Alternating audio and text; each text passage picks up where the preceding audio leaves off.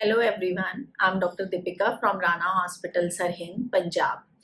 सबसे पहले मैं मनस्विनी फाउंडेशन को कॉन्ग्रेचुलेट करना चाहूँगी और उनका थैंक्स करना चाहूँगी कि उन्होंने मुझे ये प्लेटफॉर्म दिया है जिसमें मैं प्रेगनेंसी के एक major issue anorectal diseases during pregnancy and postpartum उस पर मैं आपको अपनी एक्सपीरियंसेस शेयर कर सकूं और अपने व्यूज़ बता सकूं ताकि उसको अपने पेशेंट्स को ट्रीट करने में आपको मैक्सिमम बेनिफिट हो। राना हॉस्पिटल जो हमने 2002 में एक स्क्रैच से स्टार्ट किया था।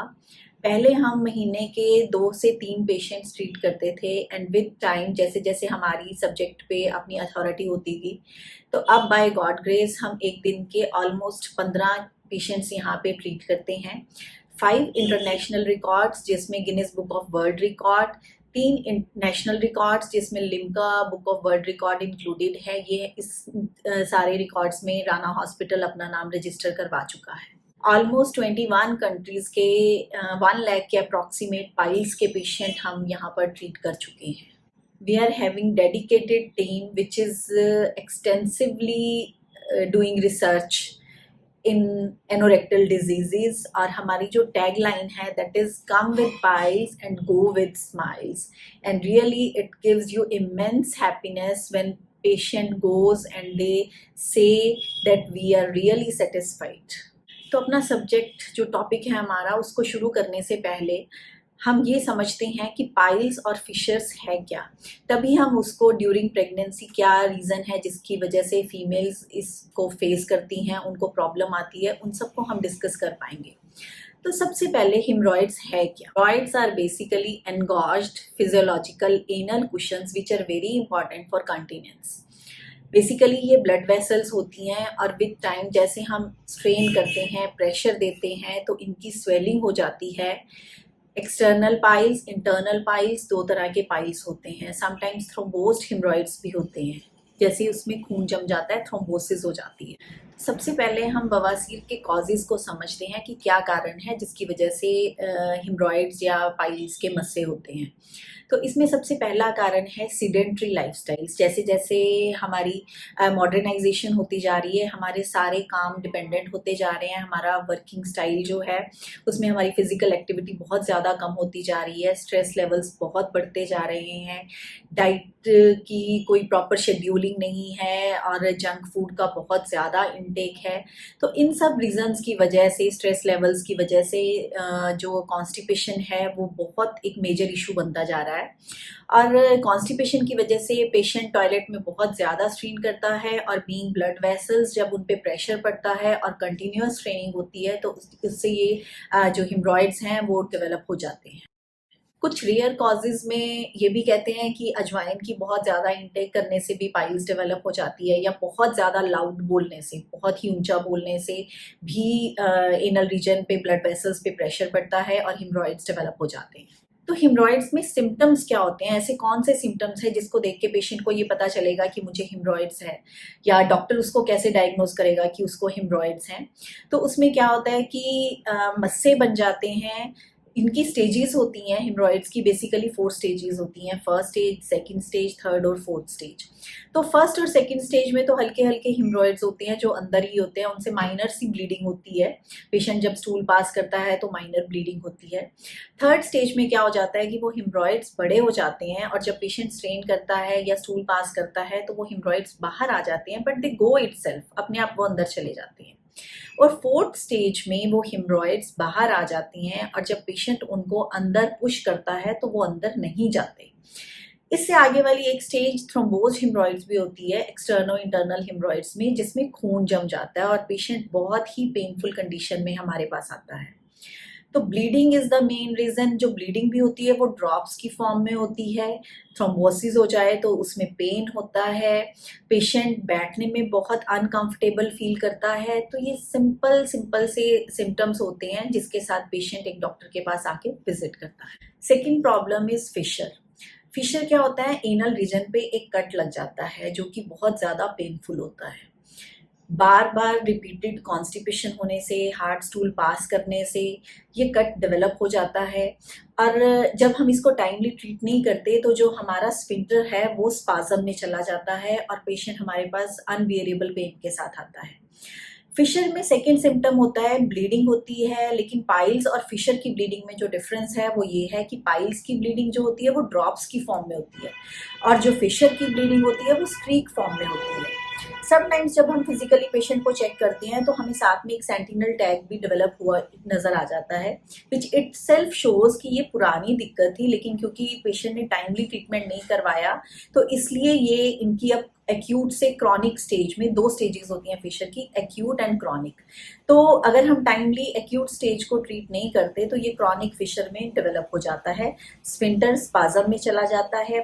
समटाइम्स पेशेंट इस कंडीशन में आता ही है कि वो बैठ भी नहीं हमारे पास पाती। पाइल्स और फिशर दोनों के होने के कारण क्या है, तो जैसा कि मैंने पहले बताया, sedentary habit, more intake of junk food, उसके बाद हमारा फाइबर जो इनटेक है वो बहुत ज़्यादा कम होना, लिक्विड इनटेक जो है वो बहुत ज़्यादा कम होना, फिजिकली हमारा एक्टिव ना होना, सैर, योगा, एक्सरसाइज ये सब कुछ ना करना। फिशर में एक इम्पॉर्टेंट रीज़न होने का बिडेट का यूज़ है, जो हम मॉडर्नाइजेशन में जाके बिडेट का यूज़ करते हैं उसके वजह से भी एक फिशर का कट लग जाता है, और बार बार जो हम इसको यूज़ करते हैं उसकी वजह से ही वो डीप कट हो जाता है और वो बहुत ज़्यादा पेनफुल हो जाता है। One more reason is use of newspapers, mobile phones, magazines in toilet. ये आजकल की जनरेशन में एक बहुत बड़ा इशू है कि हमें जो मोबाइल यूज़ करने की हैबिट है या न्यूज़पेपर्स पढ़ने की या मैगज़ीन्स पढ़ने की, तो हम लोग ये जब डेफिकेशन के लिए जाते हैं तो हम इसका यूज़ करते हैं और उसकी वजह से ये एक बहुत बड़ा रीज़न प्रूव हो रहा है, जिसकी वजह से पेशेंट एनोरेक्टल डिजीज़ बहुत इजीली उसमें डेवलप हो जाती हैं। अब हम बात करते हैं piles and fissures during pregnancy. Pregnancy में क्या होता है कि फीमेल में डाइटरी हैबिट्स जो होती हैं वो रूटीन की तरह नहीं रहती, मेजर हार्मोनल इम्बैलेंस हो जाता है, जिसकी वजह से इंटेस्टाइन को जो ब्लड सप्लाई है वो बहुत ज़्यादा कम हो जाती है। एनलार्ज यूट्रस अल्टीमेटली जब रेक्टम पे प्रेशर डालना शुरू करना शुरू कर देता है, तो उससे ये हिम्ब्रॉइड्स डेवलप होने शुरू हो जाते हैं। फीमेल प्रॉपरली क्योंकि डाइट नहीं ले पाती, इसलिए उसको कॉन्स्टिपेशन हो जाती है, और कॉन्स्टिपेशन होने की वजह से जब हम बार बार जोर लगाते हैं तो ये हिम्ब्रॉइड्स डेवलप हो जाते हैं, और अगर कॉन्स्टिपेशन रहे और हम हार्ड स्टूल पास करते रहे तो उसकी वजह से ये फिशर्स की प्रॉब्लम स्टार्ट हो जाती है। लेकिन रूटीन पेशेंट्स और प्रेग्नेंट लेडी में, दोनों में जब पेशेंट हमारे पास आता है तो ट्रीटमेंट में बहुत ज़्यादा डिफरेंस आ जाता है। रीज़न बीइंग, ड्यूरिंग प्रेगनेंसी हम सब तरह की मेडिकेशन यूज़ नहीं कर सकते, we have to take care of baby also. Secondly, patient pregnant है, वो डिस्कम्फर्ट समटाइम फील करती है, कुछ उसको मेजर प्रॉब्लम्स, एसोसिएटेड प्रॉब्लम्स हो सकती हैं, वो उतना ज़्यादा फ्रीली मूव नहीं कर सकती, उतनी ज़्यादा फ्री एक्सरसाइज नहीं कर सकती या वॉक नहीं कर सकती। तो इन सारे रीजंस की वजह से ये प्रॉब्लम उसमें बहुत ज़्यादा पैथेटिक कंडीशन में आ जाती है और पेशेंट बहुत ज़्यादा अनकंफर्टेबल हो जाती है। प्रेगनेंसी में पाइल्स और फिशर को ट्रीट करने के लिए सबसे फर्स्ट स्टेप तो हमारा मेडिसिन ही है कि हम मेडिसिन से, एश्योरेंस से, गाइडेंस से पेशेंट को ट्रीट करें। बेसिकली है तो ये कॉन्स्टिपेशन को ट्रीट करना ही। अगर हमारा लाइफस्टाइल ठीक है, हमारी डाइट ठीक है, हम फिजिकली एक्टिव हैं, और एक चीज़ जो बहुत इंपॉर्टेंट है और उसको हम समझ जाते हैं कि हमने कभी भी स्ट्रेन नहीं करना, हम पेशेंट को प्रॉपर गाइड करते हैं कि this is nature's call and everyone should attend. जब मोशन का प्रेशर है तो जाना ही जाना है, और अगर प्रेशर नहीं है तो स्ट्रेन नहीं करना। अगर हम अपनी लाइफ में इतनी सी चेंजेस कर लें तो एक प्रेग्नेंट लेडी काफ़ी ज़्यादा कंफर्टेबल हो जाती है। अब सेकेंड पॉइंट आ जाता है कि सर्जरी कैसे करनी है प्रेगनेंसी में, क्योंकि जैसा कि आप सब जानते ही हैं कि फर्स्ट और थर्ड ट्राइमेस्टर में तो सर्जरी एडवाइजेबल नहीं होती।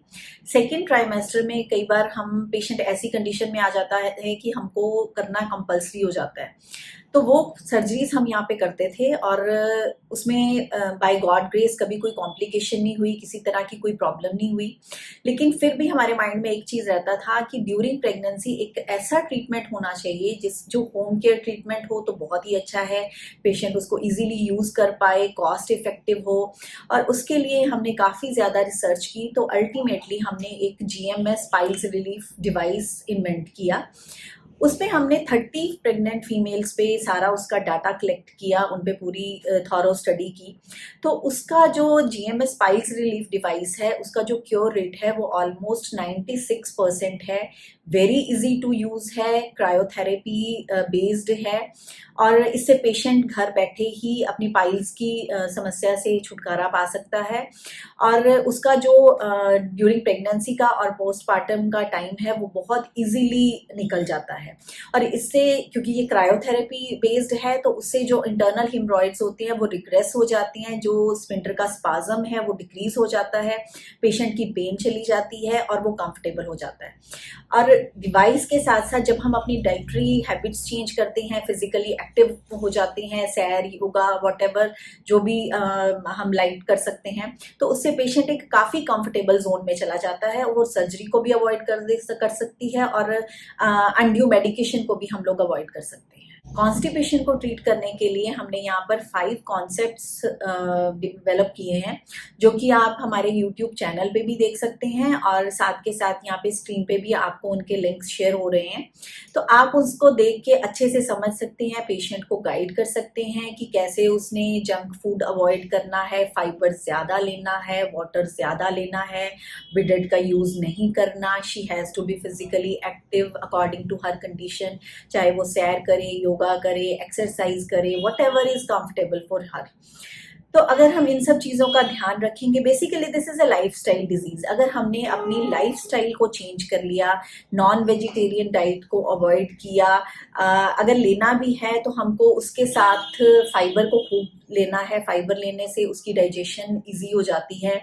सेकेंडली, अल्कोहल आजकल की सोसाइटी में एक बहुत बड़ा इशू होता जा रहा है, मेल्स के साथ साथ फीमेल्स भी इसका बहुत ज़्यादा इंटेक करती हैं।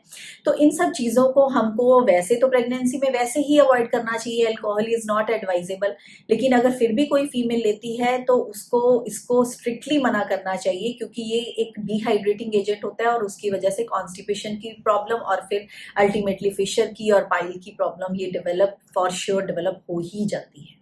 तो अल्टीमेटली जो टेक होम मैसेज है वो यही है कि this is basically lifestyle disease. अगर आप अपनी लाइफस्टाइल चेंजेस कर लेते हैं, आप फाइबर खाना शुरू कर देते हैं, आप फिजिकली एक्टिव हो जाते हैं, आप अपने स्ट्रेस लेवल्स को कंट्रोल कर लेते हैं, बिडेड का यूज आप कम कर देते हैं, डिहाइड्रेटिंग एजेंट्स आप यूज करना कम कर देते हैं, तो इसमें आप इस समस्या से काफी ज्यादा छुटकारा पा सकते हैं, ओवर मेडिकेशन से बच सकते हैं, और सबसे इम्पॉर्टेंट है कि जो सर्जरी है, जो बेसिक नेचुरल एनाटॉमी है, वो कहीं ना कहीं जाके डिस्टर्ब हो जाती है, तो उसको हम डिस्टर्ब होने से बचा सकते हैं, सर्जरी को अवॉइड कर सकते हैं, थोड़ी थोड़ी लाइफस्टाइल चेंजेस करके, बीमारी को समझ के, और फिर उस बीमारी के इलाज को समझ के। अगर हम इन सब चीज़ों को अपने नॉर्मल रूटीन में लेके आएंगे तो ये प्रॉब्लम काफ़ी ज़्यादा कम हो सकती है। तो जो बेसिक चीज़ें जिसकी वजह से हम पाइल्स और फिशर को अवॉइड कर सकते हैं, उसमें है कि हमको अपनी डाइट खूब लेनी है, स्लोली च्यू करना है, रात को गर्म दूध ज़रूर लेना है, सुबह उठते सार 2 गिलास ल्यूकवार्म वाटर के लेने हैं, जंक फूड्स को अवॉइड करना है और फाइबर को ऐड ऑन करना है, सैलेड्स खूब लेने हैं, फ्रूट्स खूब लेने हैं। Most of the time patient क्या करता है कि उसको लगता है कि जैसे ये red chilli is the cause, कि उसने लाल मिर्च खा ली और उसकी वजह से उसको प्रॉब्लम हो गई, वो मिर्च खाना बंद कर देता है, जबकि tasteless food nobody can have. तो हम लाइट मिर्च खा सकते हैं, लाल मिर्च भी खा सकते हैं, हम अपने टेस्ट का फूड ही खा सकते हैं, और उसकी वजह से, और साथ में हम जब प्रॉपर डाइट लेते हैं, प्रॉपर पानी पीते हैं और टॉयलेट में जोर नहीं लगाते, दिस इज नेचर्स कॉल जो हमको अटेंड करनी है। अगर हमको प्रेशर है तो वी हैव टू गो, और अगर नहीं है तो we don't have to stay. अगर हम इन चीज़ों का ध्यान रखेंगे, ग्रीन वेजिटेबल्स खूब लेंगे, और ऐसी डाइट्स जिनको डाइजेस्ट होने में ज़्यादा टाइम लगता है, जैसे बहुत ज़्यादा प्रोटीन बेस्ड डाइट्स होती हैं, नॉन वेजिटेरियन डाइट्स होती हैं, तो इन सबको अवॉइड करना चाहिए। Physical activities very very important. हम रात को दूध पी लिया, सुबह पानी पी लिया, सैर, योगा, एक्सरसाइज कर लिया, तो इससे सारा कुछ बहुत इजीली डाइजेस्ट हो जाता है, सॉफ्ट स्टूल पास होता है, और जब वो सॉफ्ट स्टूल पास होता है तो इंजरी के चांसेस मिनिमाइज हो जाते हैं। उसी तरह से पोस्टपार्टम भी पेशेंट क्या करता है कि हमारी जो सोसाइटी है उसमें हम बहुत सारी रिस्ट्रिक्शंस एक फीमेल पे डाल देते हैं कि आपने ये फ्रूट्स नहीं खाने, आपने ये सैलेड नहीं खाना, आपने पानी ज़्यादा नहीं पीना, आप पानी ज़्यादा पियोगे तो आपका पेट बड़ा हो जाएगा, फिर वो कभी अपनी नॉर्मल फॉर्म में नहीं आएगा, आप मोटे हो जाओगे।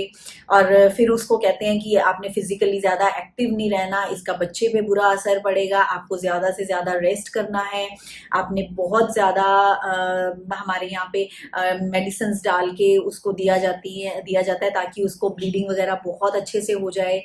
और इन सब चीज़ों की वजह से बेसिकली क्या होता है कि जब हमने ये सब चीज़ें तो ले ली, लेकिन हमने फाइबर बंद कर दिया, हमने अपनी लिक्विड इनटेक बढ़ा दी और हमने अपनी फिजिकल एक्टिविटी बिल्कुल कम कर दी, तो हेमरॉइड्स डेवलप होने ही होनी है।